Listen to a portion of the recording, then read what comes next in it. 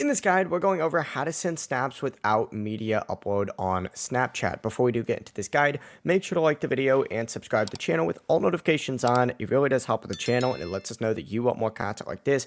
We'd greatly appreciate it. And if at any point throughout this guide you did have any questions, just ask them down in the comment section below and we can help you out further. I'm going to be doing my best to reply to every single comment down there. Now, first things first, go ahead and open up Snapchat. Make sure it's updated, of course. You can do this by opening up the App Store or Google Play Store, searching for Snapchat and tapping update if there is one available. It's going to open you up to the camera screen. What you need to do is tap the small little drop down arrow on the right side to show more tools.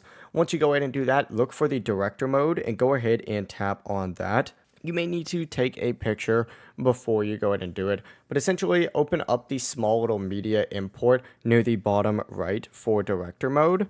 And that is when you can go ahead and choose a photo or video that you want from your camera roll, hit adds, it'll load as a preview, and that's when you just hit send to, just like so, and send it to whoever you want. And then it's going to essentially pop up as a normal snap. But that's how you could send camera roll photos or videos through director mode on Snapchat.